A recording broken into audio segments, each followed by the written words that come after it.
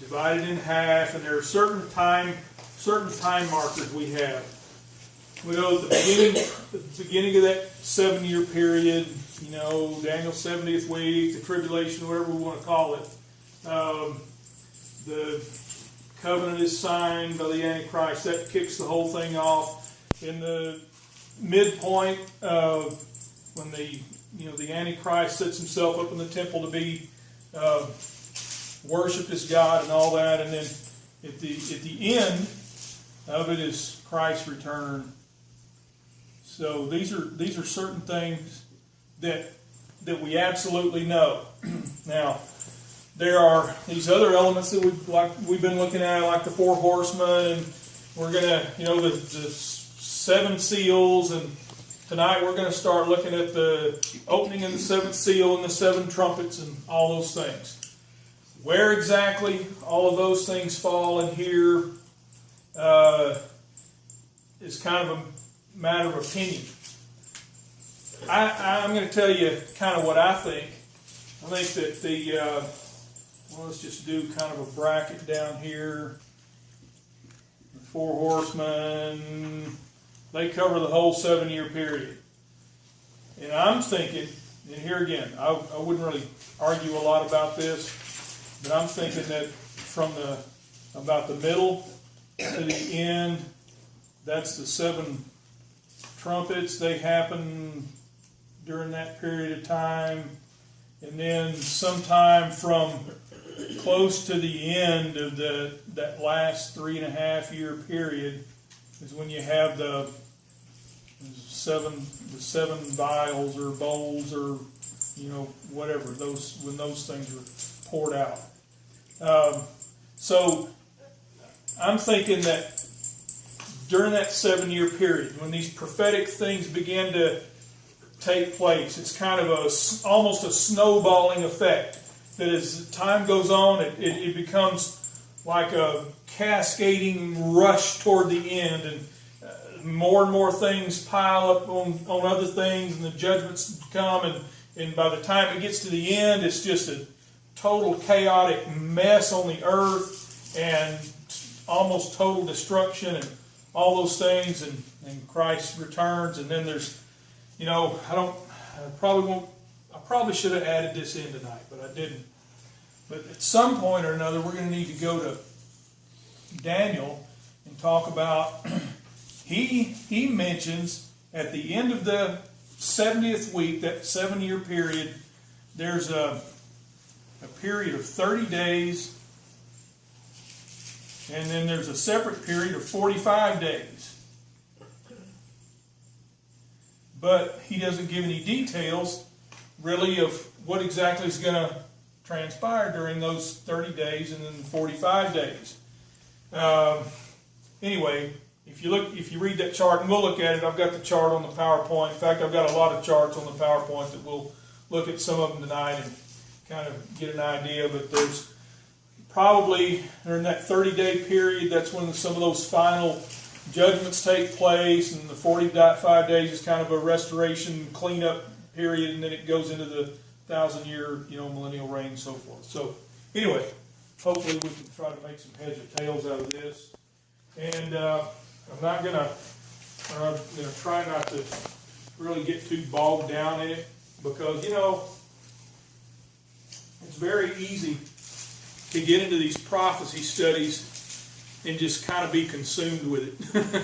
And we can get to the point where we're so worried about what's coming in the future, or we're so concerned about what's coming in the future, that we don't stop and just live today. And that's a huge part of our whole Christian life is taking care of now. Be here now, live now, and not.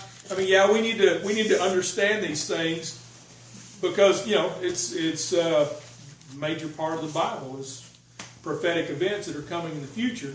But at the same time, we don't want to just get obsessed with it and so on. Problem is, people living now, people see things happening as revelation. Yeah. Signs of. So it is important to study it to know what the signs really are. Well, that's true, because whenever people jump up and say, "Oh man, these are signs of the times," we need to know that actually they're really not signs of the times. Because when this starts, for say people like us, Bible believers that are watching and listening and paying attention and kind of have a pretty good idea of what to look for, we're going to see it. I don't think we're going to be in the dark. Paul told the Thessalonians, he said, you're not in the dark. Talking about the second coming of Christ, he said, you're not in the dark. So because they're followers of Christ. So yeah, we're gonna, and we need to know the difference, and we need to know the difference between the true and the false, because there are a lot of deceptions out there and just nonsense. And when everybody's jumping up and down about, oh man, we're in the end times, and this prophecy being fulfilled and that prophecy being fulfilled, and we need to know that it's actually not. There aren't any prophecies being fulfilled right now. We're not in, God's prophetic plan. I mean, it is coming because time is going by, and the end time, it is getting closer. It gets closer every day. We don't know when it'll be. But as far as end time events, signs, and all that stuff, sorry, but that's not happening today. Well, 50 years ago, they thought it was end times. Yeah, 100 years ago they did. In World War I, 100 years ago, they were dead in the middle of World War I, and they just swore, it was the end times. Man, things never been this bad. World War II with Hitler and all that. Man, there were a lot of, all the people studying prophecy, they just knew that Hitler was the Antichrist, and that, that was it. Well, it wasn't. So, back in the Middle Ages, and there's been other times when people thought, they were in the end times, and so thought the Pope was the Antichrist. And back there, some of those popes could have been the Antichrist, bad as some of them were. So anyway, yeah, it's very important that we know the true from the false and have a pretty good idea of what's going on. So anyway, yeah, we'll look at that in PowerPoint. Let's go ahead and get into our script. Well, here's the chart right here. Daniel's 70th week begins with the 7-year covenant. Antichrist confirms the covenant with many for 1 week, the 7 years, and it also we looked at that way back when we looked at that covenant. Isaiah talked about it, the covenant with death the leaders of Israel will make, and so forth. So they're going to make a deal with the devil, and that will be the thing that will kick off that 70th week, 7 years. And then, it's divided into 3.5 years and 1,260 days there and here. And then in the fine print, it's I don't know, probably can't read it on the chart, but anyway, it gives some of the details of things that, kind of fall in line, and rise of the Antichrist and some other things. There are a couple of points in here that I've got a little different opinion, but anyway, this is pretty good. But this kind of gives a rundown of down here where this 30-day period and 45-day period that Daniel mentioned, and what this author that put this together, believes will happen during that period of time, and I can understand that. I can really see their point.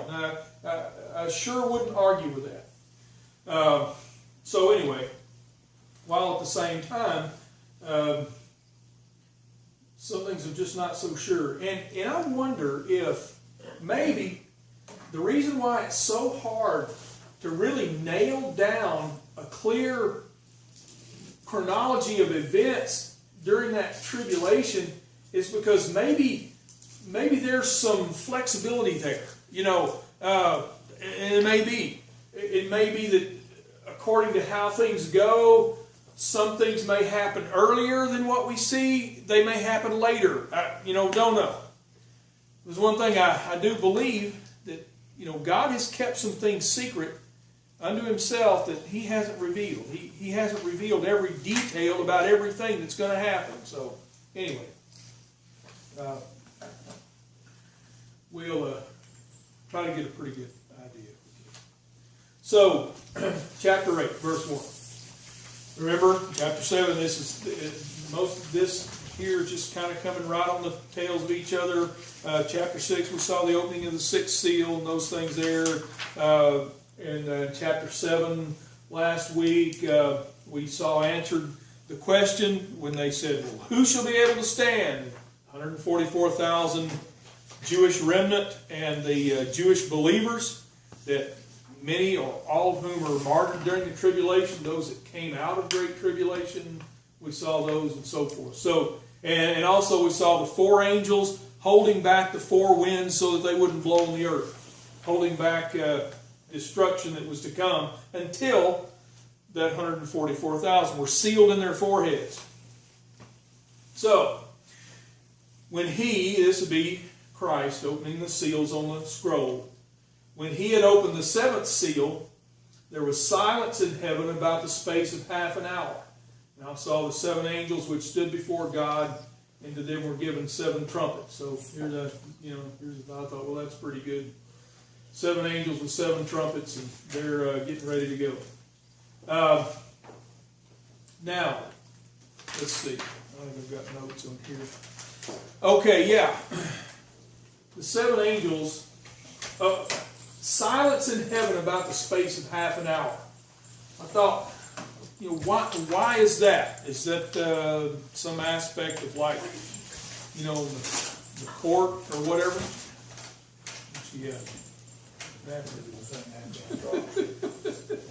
Hey, she's doing her job, picking up, she's helping pick up, being a good dog. And then got yelled at. See, my toys and stuff don't count. So, silence in heaven about the space of half an hour. Right before the seventh seal, or at the opening of the seventh seal. So I'm thinking this probably kind of coincides with those four angels holding back the four winds, and they're told by the angel that rises out of the east with the seal of God, who tells them, don't let the destruction begin, don't release those four winds of destructive forces until we've sealed the servants of our God in their forehead. So after that was done, I'm kind of thinking that this silence in heaven kind of coincides with that. It's a point where, after the sixth seal is open and everything just kind of stops for a interlude of about half an hour. And this, I'm thinking, signals a major change in what's about to happen, because this is a kind of like a turning point, that those things that happened before this were supposed to accomplish a certain thing.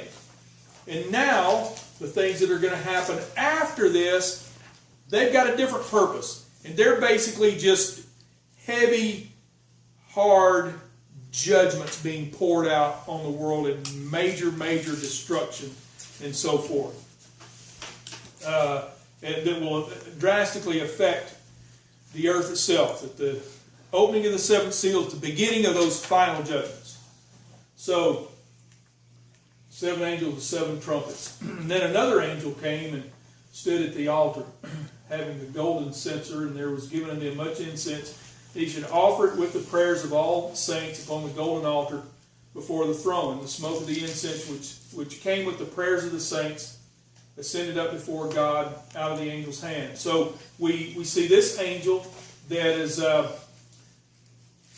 acting in the office of a high priest. Now, there's one school of thought, and I just kind of read this in passing. I didn't spend a lot of time with it. But there's one school of thought that sees this angel with the golden censer offering up the prayers as Christ acting in the role of high priest. I don't know that I necessarily would agree with that, but anyway, just to, it's an interesting thought to maybe follow out, but I tend to not agree with that viewpoint. But anyway, so this angel offering up the incense, and this is something you can go back there in Exodus and Leviticus and read through all that stuff about the tabernacle and the incense altar and all that stuff, and that's what they did.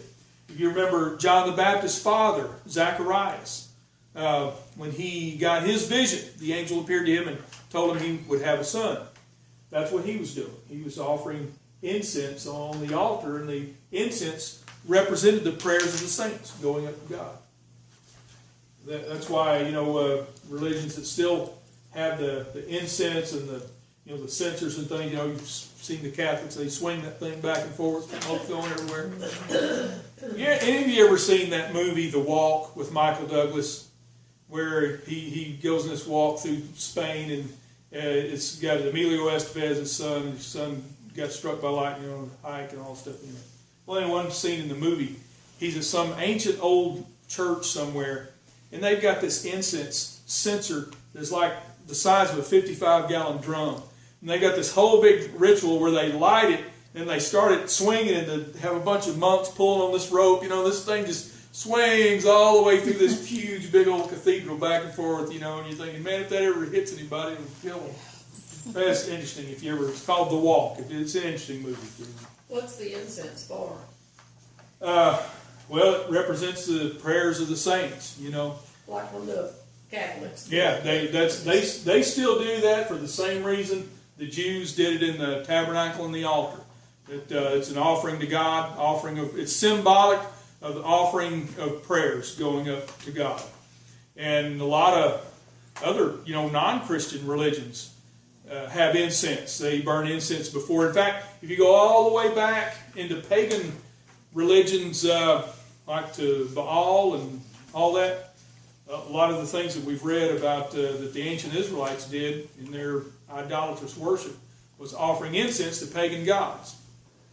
And they would have those in their house and so forth. So, it's one of those kind of a common thing that's still done today.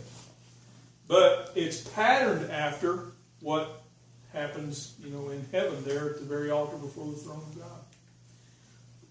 And I'm sure that, there's something here.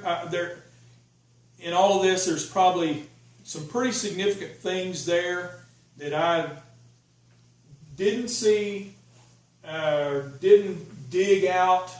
So maybe we'll come back to that at a later time. Or if any of you, as we're going through this, and some that we don't really spend a lot of time on, if you know anything about it, or you run across something, make sure you bring it up.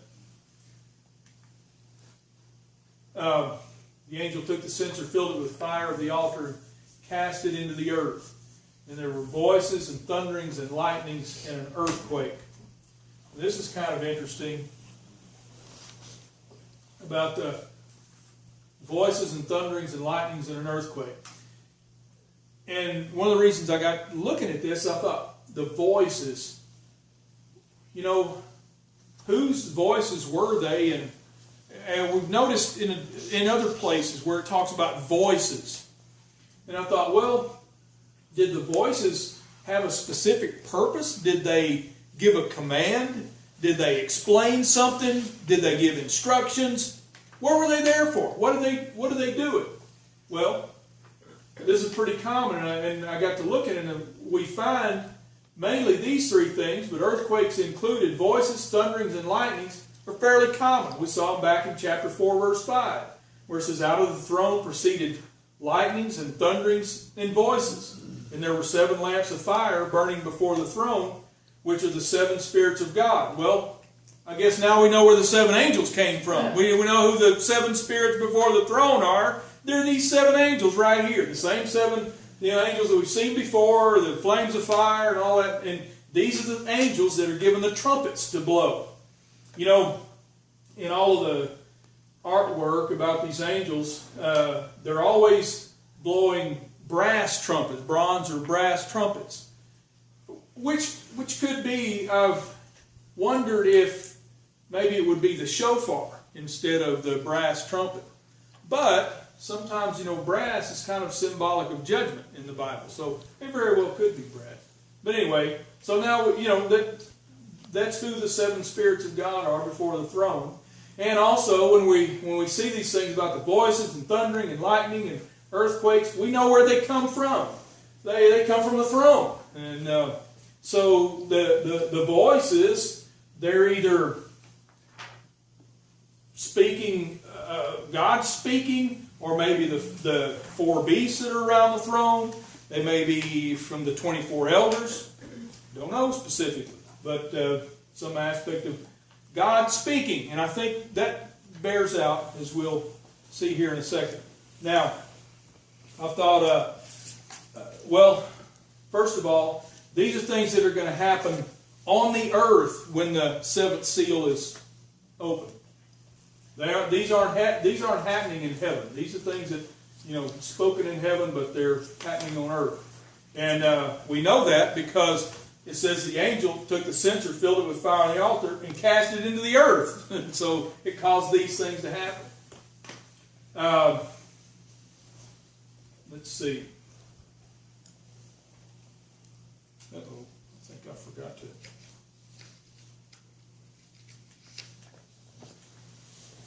Yep, I forgot to. Forgot to add some scriptures in there. I needed to. Oh well. When we see these things, the thunder and lightning and the trumpets and the smoke and the earthquakes, they pretty much always take place when God Himself is taking some direct action on the earth. Not always in judgment, but when, God Himself shows up, these things happen.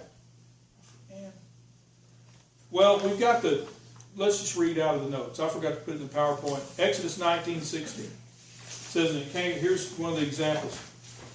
It came to pass on the third day in the morning that there were thunders and lightnings and a thick cloud upon the mountain, and the voice of the trumpet exceeding loud, so that all the people that was in the camp trembled.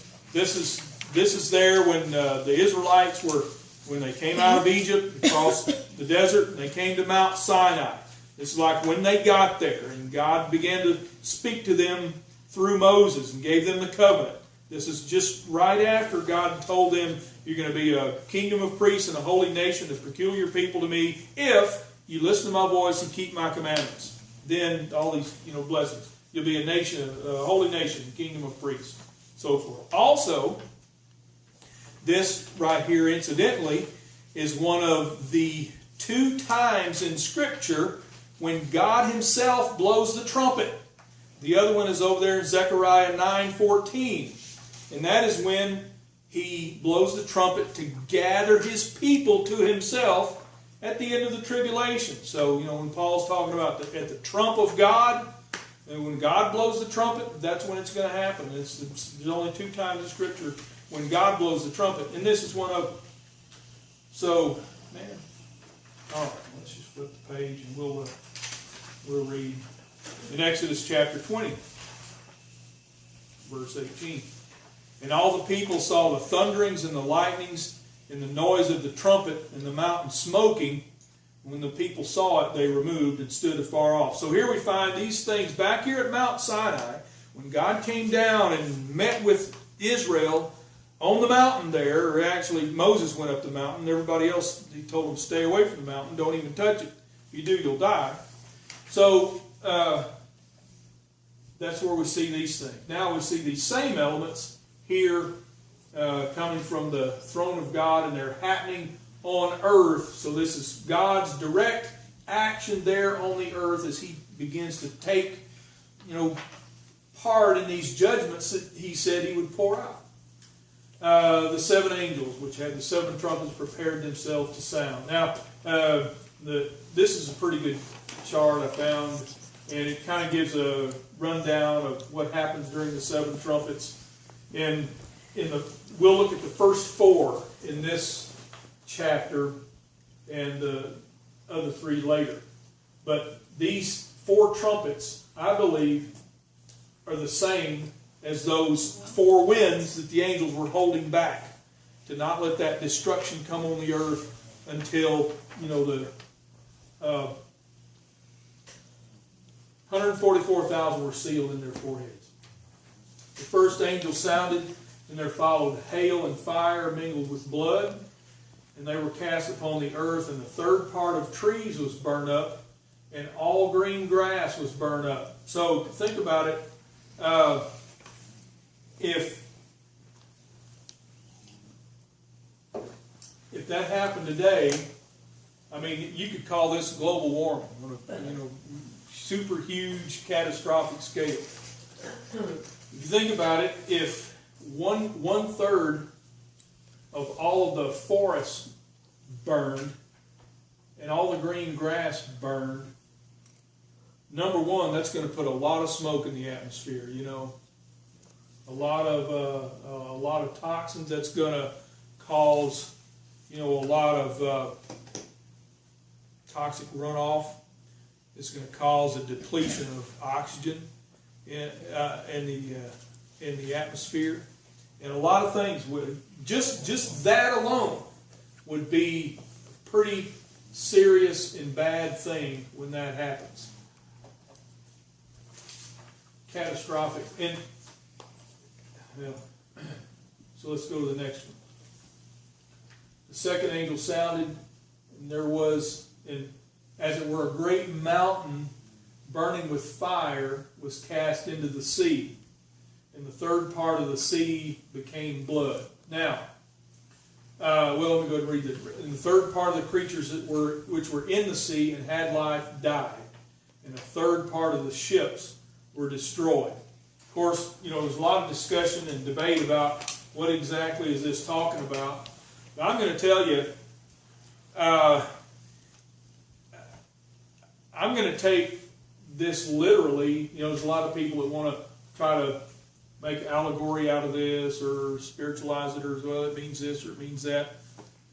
I'm going to say that because maybe they didn't have a word for asteroid or meteor or something like that. I mean, if you think about it from their perspective, from what John saw, if he saw some huge burning asteroid coming into the atmosphere, that may be kind of how he would describe it. It would be like a whole mountain falling out of the sky, burning and falling into the sea.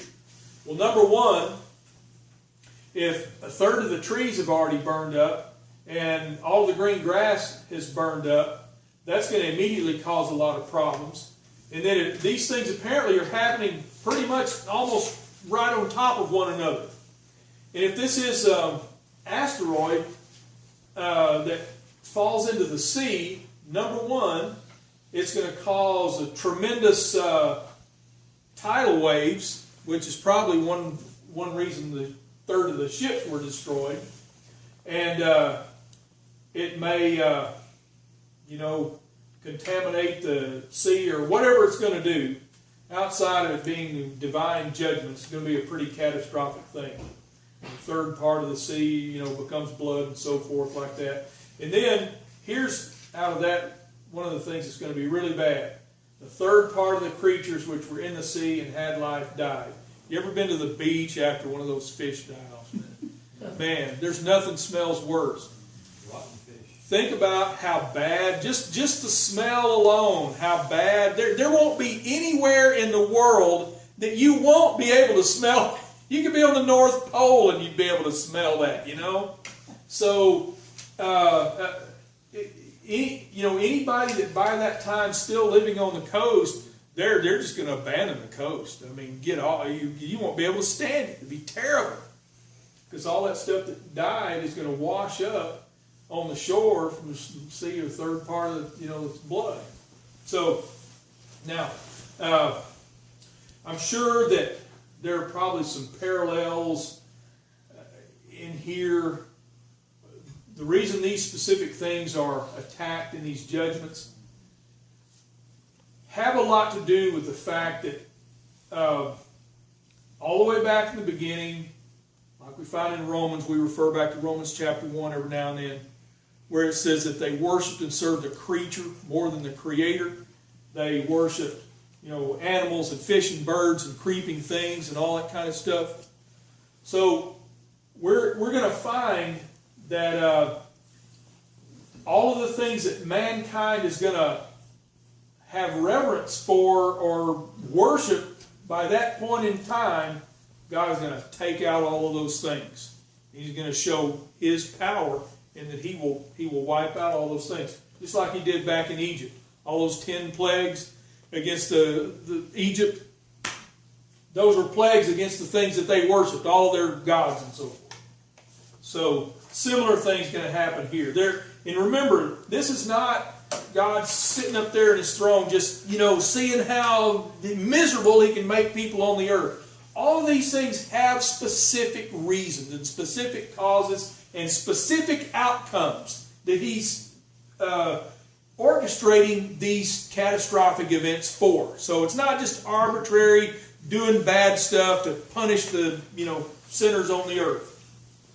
Although it's for that. But so the third angel sounded, and there fell a great star from heaven, burning as it were a lamp, and it fell upon the third part of the rivers and upon the fountains of waters. The name of the star is called Wormwood, and the third part of the waters became wormwood. And many men died of the waters because they were made bitter. Wormwood, there's a plant that grows over in the Middle East. Several types of plants, and they're called wormwood. Some of them are kind of a weed, some are kind of a shrub, some a small tree. It's real bitter, extremely bitter. It's not like, what there is now. I mean, it can poison you to death, but that's kind of where this wormwood comes from. Now, here's one thing that has kind of got me a little, I want to say, baffled. Here's something that maybe we can have as a point of further study and research. What's the difference between the great mountain burning with fire cast into the sea and what we find here, a great star from heaven burning as it were a lamp and falling on the rivers and fountains of waters? Well, for one thing, and I just noticed this,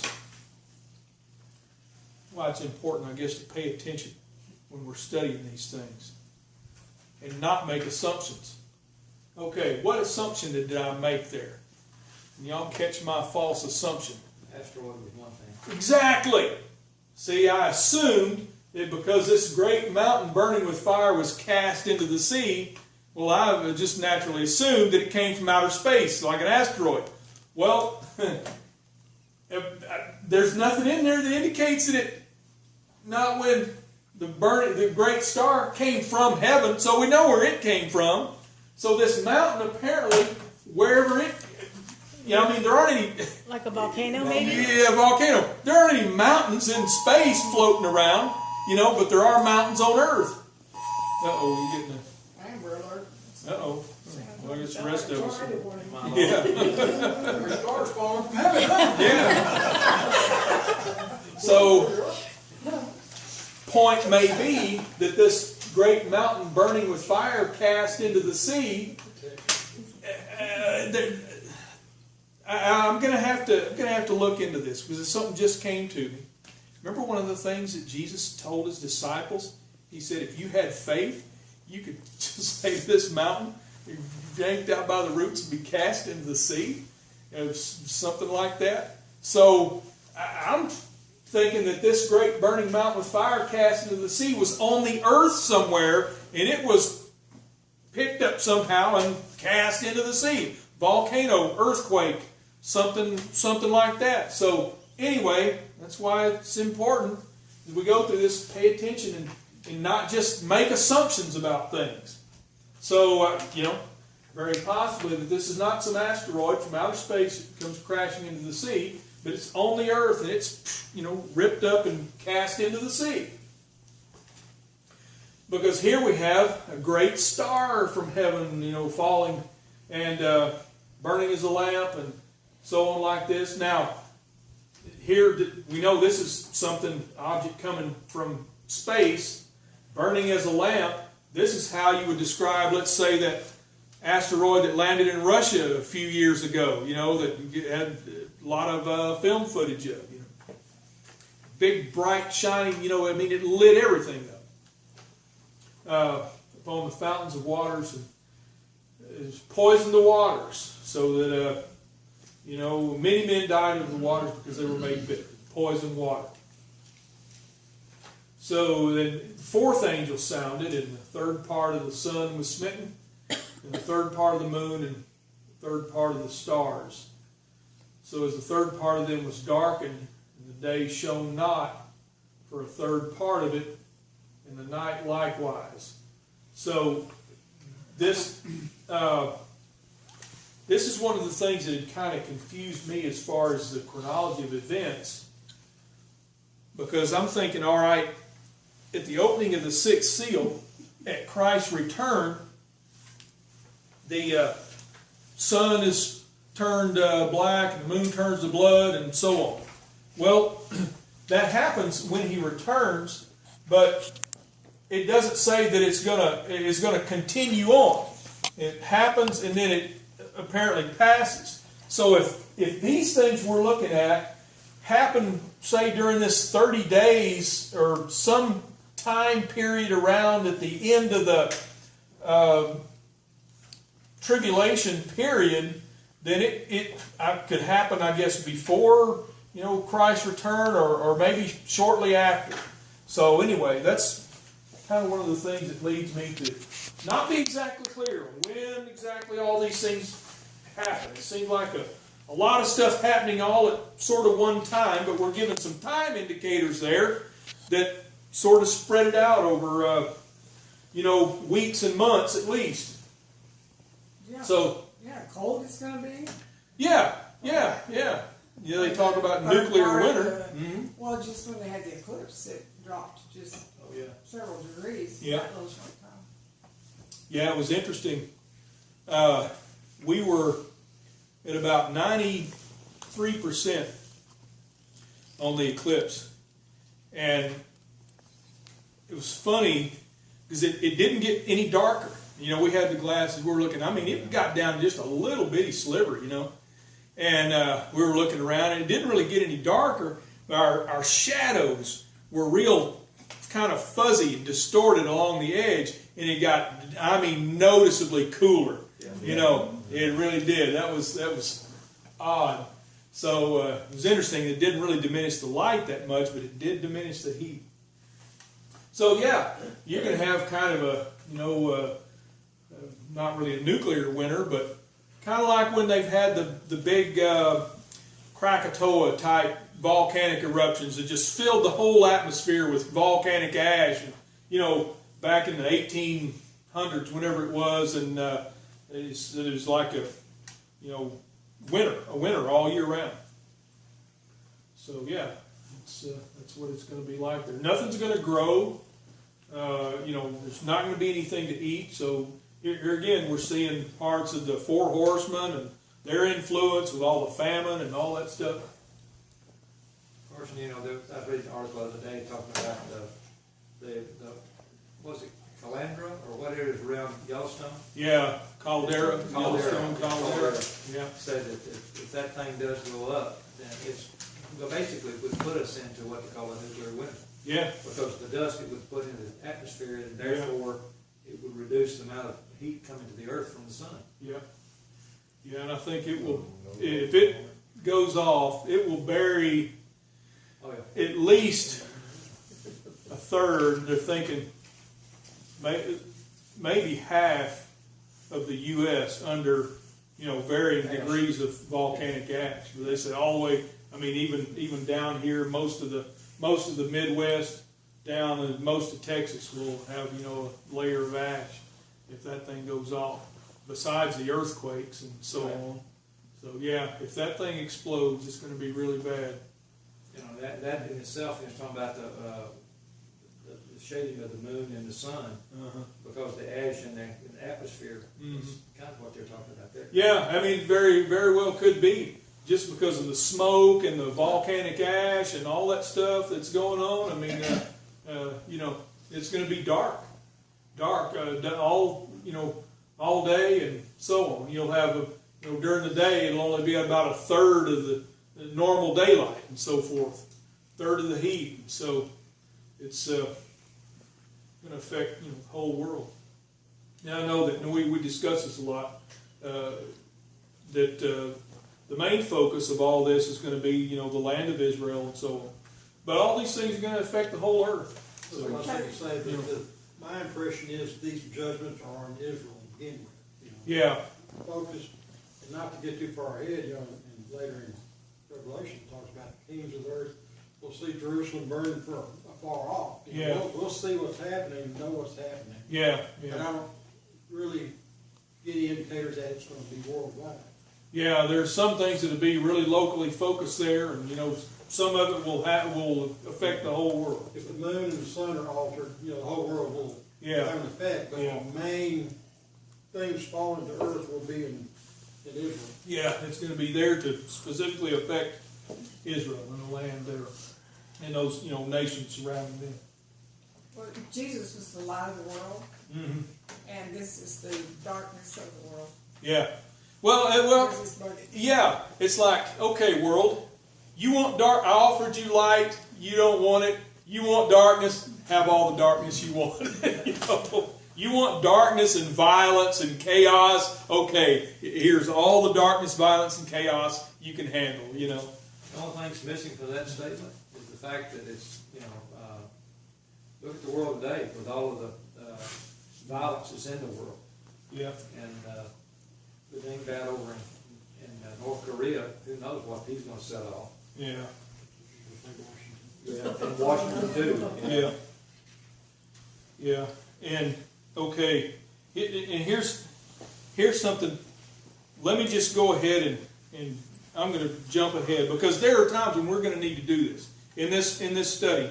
In fact, probably should do it more because this all goes together. But over here in chapter 9, let's see, about verse 20. It says, "And the rest of the men which were not killed by these plagues, yet repented not of the works of their hands, that they should not worship devils and idols of gold and silver and brass and stone and of wood, which neither can see nor hear nor walk. Neither repented they of their murders, nor of their sorceries, nor of their fornication, nor of their thefts." So, see, all of this stuff that's going to be happening here, it's still God giving them a chance to repent. He's still doing things to try to, you know, convince them that these judgments are coming down on them because of their sins, because of their rejecting Him and their idolatry. Yet out of all of these suffering plagues, and this is over here in chapter 9, this is after some of this other stuff starts, you know, the three woes and all that starts to happen. So it really gets bad. But yet they refuse to repent. So even with all of this judgment going on, God's still giving them a chance. He's still trying to extend grace and mercy and give them a chance to repent of their deeds. So anyway, here's a little chart here that kind of gives a pretty simple, but this is pretty good rundown of the trumpets. You know, the first trumpet, the earth is burned, and the third destroyed. And the second trumpet, the sea turns to blood. And the third of the sea, and third of the fish and ships are destroyed. Third trumpet, the water is poisoned with wormwood. And then number 4, the sun, moon, and stars are 1/3 darkened. And then as we get into the 5th and 6th and 7th, the locusts. And these are the locusts that are really crazy looking, have this really crazy description about them. So anyway, we'll look at those in the next chapter. From the bottomless pit. And then the 6th trumpet, there's war, as these 4 angels loose this army from the Euphrates and all this. And they go on. And then we've got about the 2 witnesses in there. And I've kind of got an opinion about the 2 witnesses. When their time is that they operate, but my jury's still out on that. I can really, it's one of those things I can see both sides, and we'll talk about that when we get there. Mainly, chapter 11. And then the 7th trumpet is when everything finishes up, Christ reigns and so forth. So, anyway, verse 13. And I beheld and heard an angel flying through the midst of heaven, saying with a loud voice, Woe, woe, woe to the inhabitants of the earth by reason of the other voices of the trumpet of the three angels which are yet to sound. You ever looked up the definition of that word, woe? We always say, woe is me, so on. But it means like grief and misery and suffering is what woe is. As bad as it can get, as miserable as a human being can get. That's what woe is. Three of them are coming. This is to make, things miserable. But the thing is, these three woes are like the last three strikes to try to bring them to repentance. And they won't. So anyway, I've got some of these other three woes. This is the fifth trumpet and the locusts on the men who don't have the seal of God. The Euphrates rivers open up and this great army comes out and so on. And then the seventh trumpet, of course, time for last and final judgment and those things. This is a pretty good chart I found. And it's a little simpler than this one that I printed off. Didn't have quite the detail in it. But I think it kind of gives a pretty good layout. The total 7 years.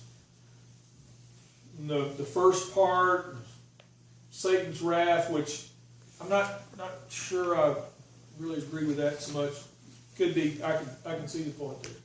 But anyway, that's, seals 1 through 5, the four horsemen begin to ride and so forth.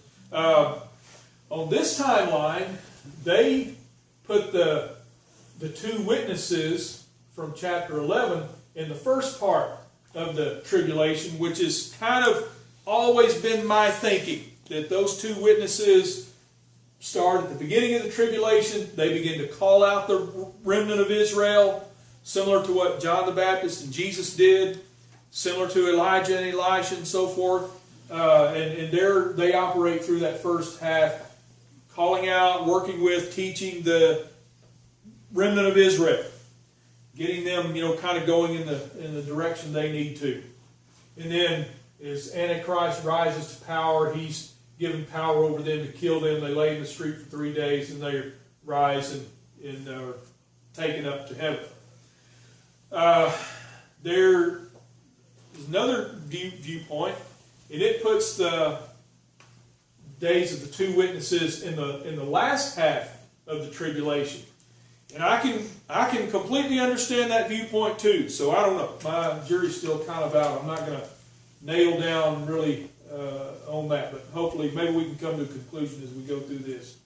Anyway, the Great Tribulation, 3.5 years. Sometime through there, kind of in what they termed a pre-wrath rapture, that before these last, trumpets and bowl judgments and all that happen, about the time that we looked at in the opening of the sixth seal, when the heavens are rolled back as a scroll, and they cry out, "Mountains fall on us and save us from him that sits on the throne and from the wrath of the Lamb." Kind of that pre-wrath rapture viewpoint has the rapture at that point, when the heavens are open and Christ calls the believers out at that point. And then the final judgments we're beginning to look at, they happen, and then his actual return is at the end of that 7-year period, when he physically returns to the earth, has the battle of Armageddon, and he wipes out his enemies and all that. So anyway, this is a pretty good chart. And if you'd like a copy of this, I can print you a copy of this off. Or if you want the web address, you can go there and get it. This one's pretty good. It's kind of basically the same thing. Probably a little hard to read. The words a little bit kind of blurry. But anyway, it puts the 7 trumpets and the 7 vials in that last half of the tribulation, which it kind of follows what I've thought. The 4 horsemen, they're 7 seals covers the whole 7 years. Trumpets cover the last half, and 7 vials cover like the last, short period of time in there.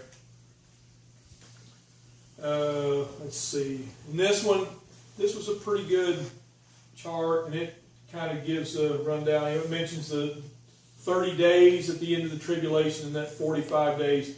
That, and I should have put that in the PowerPoint. Maybe I will for next week. Because we need to look back at Daniel and see the details he gave. I think it's in chapter 12 where he talks about those different time periods. And then this one's sort of the same thing, and it mentions these 2 different time periods at the end of the tribulation. So this one's a little different. It puts that 30-day period right after the middle of that. So anyway, I didn't really read up a lot of why they believe that, but anyway. Okay. Here it's kind of overall. Here's my thinking: the 4 horsemen, that covers the whole 7 years. The 7 trumpets starts at the middle and goes all the way to the end. And the 7 vial judgments, which we haven't really gotten to yet because we're coming next week. We'll start to look at those last 3 trumpets that are blown and the things that happened during that period of time and so forth. I think those things happen at the end. Now, here's one that I guess homework, because I would like to know what you think, and we can discuss it, next week or in a couple of weeks, because we'll be in chapter 11 in a few weeks. About the 2 witnesses, what do you think? Do they operate in the first half of the tribulation, or do they operate in the last half of the tribulation? I don't truly know. I have my opinion, but I'm going to tell you that's, all it is, my opinion. So I'd like to know what you think too. So anyway, anybody got anything to add? That's where they're. That's going to be their. That's where they will be killed, right, in the streets of Jerusalem. They're the Jewish witnesses. That's why I think, and I wouldn't argue about this, I think a big part of their whole purpose is to call out the remnant of Israel. And to kind of work with them. So that's going to be. They're not going to go all over the world. The effect on the world is their relationship with Israel. What relationship they've had with Israel. Yeah. But if we have the technology at that time, We will see it. we will see it. It says people all over the world. Witnessing and everybody's Right. here. Yeah. Because by whatever point, whether it's at the middle that they're killed or if it's at the end, still the world is going to be under the power of the Antichrist and having sworn allegiance to the Antichrist. So regardless, the world is going to rejoice that these 2 witnesses have been killed, because they're the ones that are standing in the way of Antichrist completely coming to power, and they're the ones that are standing there testifying for God as Creator and Lord, and Christ as Lord, and so forth. But don't you think the world will be able to see when they? I think so. I mean, because they'll be watching them. Yeah.